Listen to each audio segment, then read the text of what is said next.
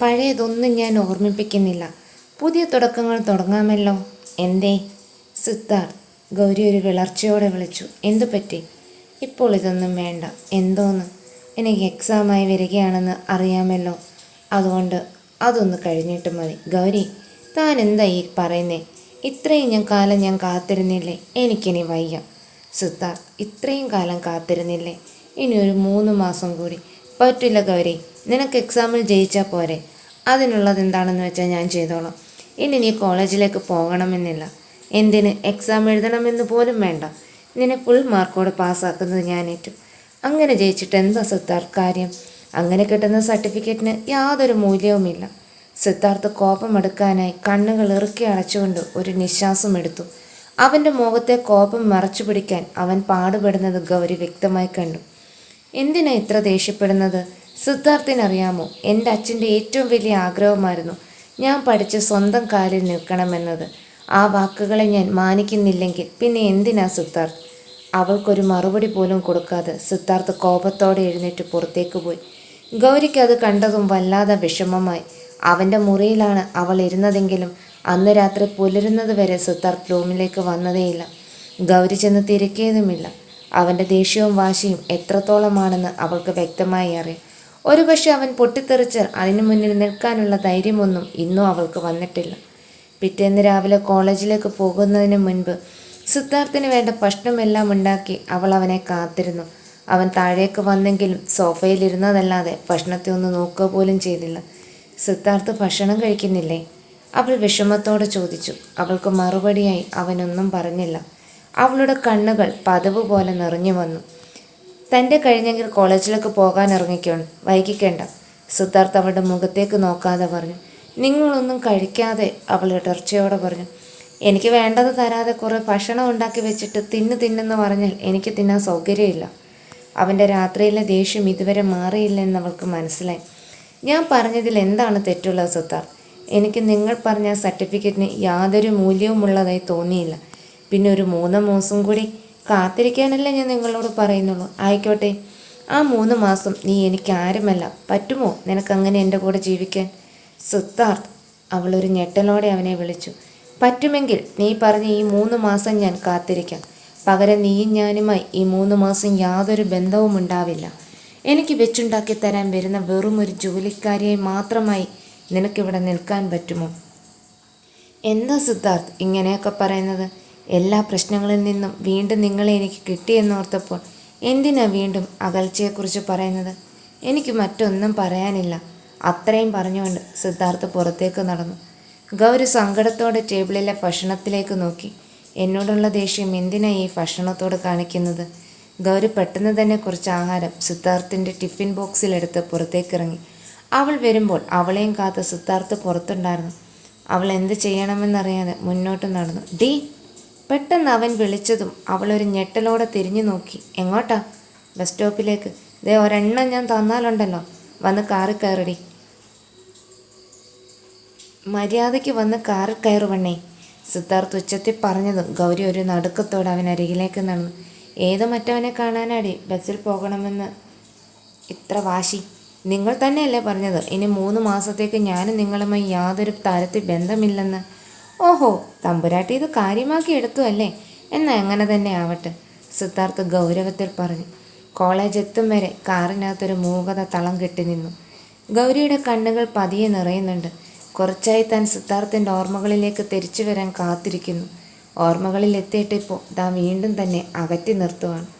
അവൾ ഒരു നെടുവീർപ്പോടെ സിദ്ധാർത്ഥിൻ്റെ നിറകണ്ണുകളോടെ നോക്കി. അവനത് കാണുന്നുണ്ടെങ്കിലും ഇല്ല എന്ന ഭാവത്തിലിരുന്നു. കോളേജ് എത്തിയത് ഗൗരി നിസ്സഹായതയോടെ അവൻ്റെ മുഖത്തേക്ക് നോക്കി. എന്നാൽ അവളെ ഒന്ന് നോക്കുക പോലും ചെയ്യാതെ അവൻ കാറിൻ്റെ ഡോർ തുറന്ന് പുറത്തേക്കിറങ്ങി. വാതിലടച്ചപ്പോൾ അവളുടെ മുഖത്ത് അടി പൊട്ടിയതുപോലെ ആണ് അവൾക്ക് തോന്നിയത്. ഇത്ര ദേഷ്യം എന്തിന് സിദ്ധാർത്ഥ്? 3 മാസമല്ലേ ഞാൻ പറഞ്ഞുള്ളൂ. എനിക്ക് സ്വന്തം കാലിൽ നിൽക്കണമെന്ന് ആഗ്രഹമുണ്ടാവില്ലേ? അവൾ ആരോടെന്നില്ലാതെ ചോദിച്ചു. തമ്പുരാട്ടി കാറിൽ നിന്നും ഇറങ്ങിയ ലോക്ക് ചെയ്യാമായിരുന്നു. അവൻ പറഞ്ഞതും ഗൗരി പെട്ടെന്ന് ചാടിപ്പിടിച്ച് കാറിൽ നിന്നും പുറത്തേക്കിറങ്ങി. സിദ്ധാർത്ഥ് കാർ ലോക്ക് ചെയ്തുകൊണ്ട് അവളെ കടന്നുപോയി. സിദ്ധാർത്ഥ് അല്പം എത്തിയതും അവന് പിന്നിൽ നിന്നും ആരോ വിളിച്ചു. സിദ്ധാർത്ഥ് സാർ! ആ ശബ്ദം കേട്ട് ഗൗരിയും തിരിഞ്ഞു നോക്കി. കാഞ്ചന മിസ് പുതിയ ടീച്ചറാണ്, വന്നിട്ട് 2 ദിവസമേ ആയിട്ടുള്ളൂ. ഗൗരി മനസ്സിലോർത്തു. സിദ്ധാർത്ഥ് നിന്ന് തിരിഞ്ഞു നോക്കിയത് കണ്ടതും കാഞ്ചന മിസ് അവൻ അരികിലേക്ക് ഓടിയെടുത്തു. Hi, good morning sir. Good morning. Siddharth താല്പര്യമില്ലാതെ ഗുഡ് മോർണിംഗ് പറഞ്ഞു. സാർ, ഞാൻ സാറിനെ ഒന്ന് നേരിട്ട് കാണാനിരിക്കുകയായിരുന്നു. എന്തിന്? സാർ, നിങ്ങളെ ഞാൻ ഫോണിലും മാസിക്കിലും മാത്രമേ ഇതുവരെ കണ്ടിട്ടുള്ളൂ. നേരിട്ട് ഇത് ആദ്യമായിട്ടാണ്. സിദ്ധാർത്ഥ് അവളെ ഇടം കണ്ണിട്ടൊന്ന് നോക്കി. എന്താ തൻ്റെ പേര്? കാഞ്ചന. കാഞ്ചന ദേവൻ. ദേവൻ ഹസ്ബൻഡ് ആയിരിക്കുമല്ലേ? അയ്യോ സാർ, ഞാൻ മാരീഡ് അല്ല. അത് പറയുമ്പോൾ കാഞ്ചനയുടെ മുഖത്തൊരു നാണം തെളിഞ്ഞു വന്നു. മിസ് കാഞ്ചന, തനിക്ക് കാര്യമായി ഒന്നും പറയാനില്ലെങ്കിൽ പിന്നീട് കാണാം, അല്പം ബിസിയാണ്. Oh sure. സംസാരിച്ച് മതി വന്നില്ലെങ്കിലും കാഞ്ചന അതിനെ മാനിച്ചു. എന്നാലും ഇരുവരുടെയും സംസാരം ദൂരെ നിന്ന് വീക്ഷിച്ച ഗൗരിക്ക് ഇതത്ര നന്നായി തോന്നിയില്ല. സിദ്ധാർത്ഥ് തിരിഞ്ഞു നടന്നപ്പോൾ കാഞ്ചനയുടെ മുഖത്തുള്ള സന്തോഷവും അതിയായ ഉന്മാദവും അവൾക്കെന്തോ ഇഷ്ടപ്പെട്ടില്ല എന്ന് തന്നെ പറയാം. ഫസ്റ്റ് അവർ കാഞ്ചന മിസ്സിൻ്റെ തന്നെ ക്ലാസ് ആയിരുന്നു. ഇതേ സമയം തന്നെയാണ് സിദ്ധാർത്ഥ് റൗണ്ട്സിനിറങ്ങിയത്. സിദ്ധാർത്ഥ് വരുന്നത് കണ്ടതും കാഞ്ചന ഒന്ന് ഒരുങ്ങി നിന്നു.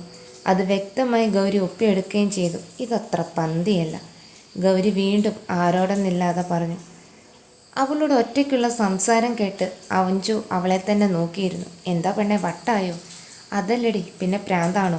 അതൊന്നുമല്ല കോപ്പേ. നമ്മുടെ ഈ കാഞ്ചന മിസ്സില്ലേ, ഇതിനെൻ്റെ കെട്ടിയനോടൊരു ചെറിയ മുഖപ്പത്തുണ്ടോ എന്നൊരു സംശയം. സംശയിക്കേണ്ട. കാഞ്ചന മാത്രമല്ല, നമ്മുടെ ക്ലാസ്സിലെ, എന്തിനാ നമ്മുടെ കോളേജിലെ തന്നെ പെൺപിള്ളേരുടെ കണ്ണിലുണ്ണിയാണ് നിൻ്റെ കെട്ടിയൻ. ശവത്തെ കുത്തല്ലേ അഞ്ചു, ഞാൻ കുത്തും.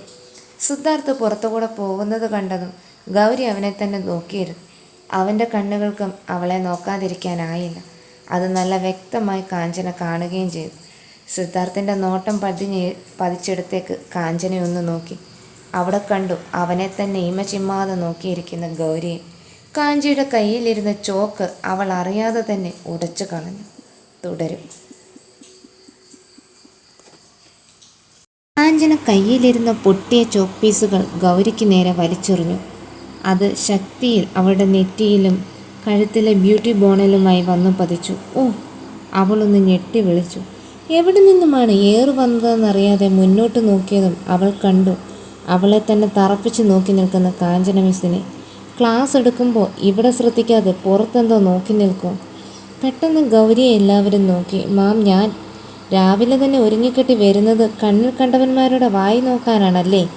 എല്ലാവരുടെയും മുന്നിൽ വെച്ച് കാഞ്ചന മിസ് അങ്ങനെ പറഞ്ഞപ്പോൾ ഗൗരിക്കത് സഹിക്കാനായില്ല. അവരുടെ കണ്ണുകൾ നിറഞ്ഞു വന്നു. ആ രംഗം നടക്കുമ്പോൾ ഒന്നും അവിടെ സിദ്ധാർത്ഥ് ഉണ്ടായിരുന്നില്ല.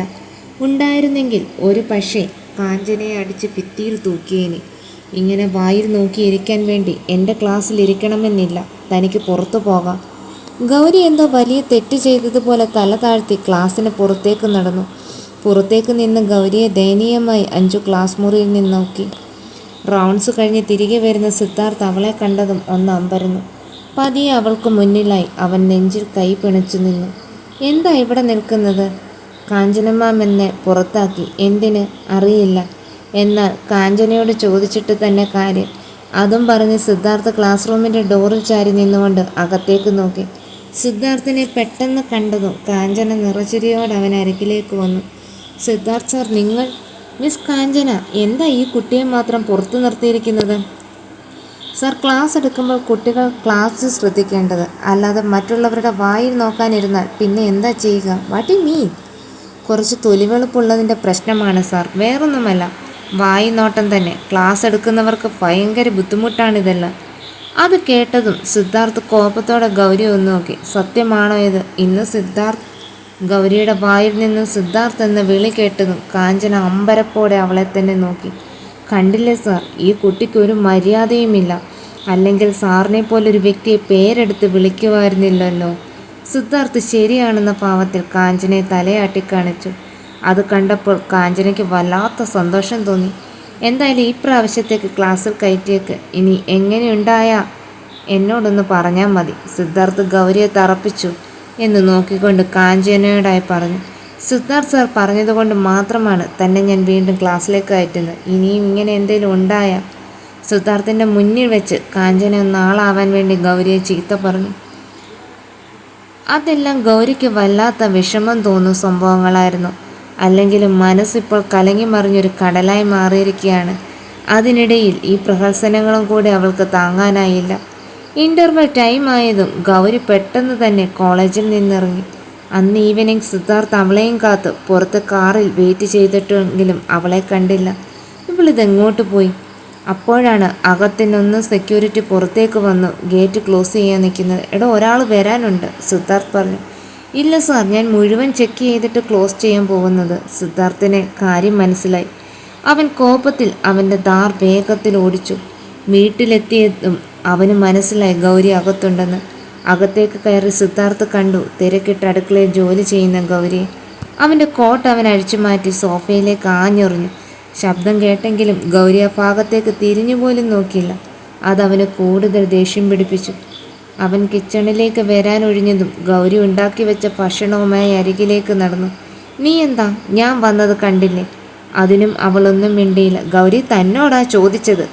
അവളെ കണ്ട പാപമോ കേട്ട പാവമോ നടിക്കാതെ വീണ്ടും അടുക്കളയിൽ നിന്നും ഉണ്ടാക്കി വെച്ച ഭക്ഷണവും എടുത്ത് അവൾ വീണ്ടും ടേബിൾ അരികിലേക്ക് നടന്നു. പെട്ടെന്നുള്ള ദേഷ്യത്തിൽ സിദ്ധാർത്ഥ് അവരുടെ കയ്യിലെ ഭക്ഷണം തട്ടിത്തെറിപ്പിച്ചു. ഒന്ന് പോയെങ്കിലും അവൾ ധൈര്യം വീണ്ടെടുത്തു. അവനെ വീണ്ടും മൈൻഡ് ചെയ്യാതെ കിച്ചണിൽ പോയി അത് വൃത്തിയാക്കാനുള്ള സാമഗ്രികൾ തിരികെ കൊണ്ടുവന്നു. അതും അവൻ്റെ ദേഷ്യത്തെ ചൂട് കയറ്റുന്നുണ്ടായിരുന്നു. ഭക്ഷണമെല്ലാം ഒരു പ്ലേറ്റിലേക്ക് വിളമ്പി അവൾ അവിടെ നിന്നും അവളുടെ റൂമിലേക്ക് കയറി. ഒറ്റയ്ക്ക് കുതിപ്പെന്നോണം അവൻ അവളെ പിടിച്ചു വലിച്ചു സ്റ്റെയർകേഴ്സിൽ നിന്നും താഴേക്കിറക്കി. ആരെ കാണിക്കാനാടി കോപ്പെ ഈ പ്രഹസനങ്ങൾ? ആ, എൻ്റെ കയ്യിൽ നിന്ന് വിട് സിദ്ധാർത്ഥ്, അവൾ വേദന കൊണ്ട് പറഞ്ഞു. പറ്റില്ല, എനിക്കറിയണം നീ ആരോടുള്ള ദേഷ്യം എന്നോട് കാട്ടുന്നതെന്ന്. നിങ്ങളോടുള്ളത് തന്നെ, അവൾ പറഞ്ഞതും അവനൊന്ന് ചിരിച്ചു. ശേഷം അവളെ വാരിയെടുക്കാനാഞ്ഞതും അവൾ അവനെ തടഞ്ഞു. ഞാനിപ്പോൾ 3 മാസത്തേക്ക് നിങ്ങളുടെ സെർവൻ്റ് മാത്രം, അത് മറക്കണ്ട. നിന്നെ ഞാൻ, അവൾ ദേഷ്യത്തിൽ കൈകൾ അവളെ കഴുത്തിന് നേരെ നീക്കിക്കൊണ്ട് പറഞ്ഞു. അവളുടെ ചിരി അണ പൊട്ടാൻ തുടങ്ങിയിരുന്നു. വീണ്ടും കഥ തുടരും. കഥ നിങ്ങൾക്ക് ഇഷ്ടമായെങ്കിൽ നമ്മുടെ ചാനൽ സബ്സ്ക്രൈബ് ചെയ്യാൻ മറക്കരുതേ.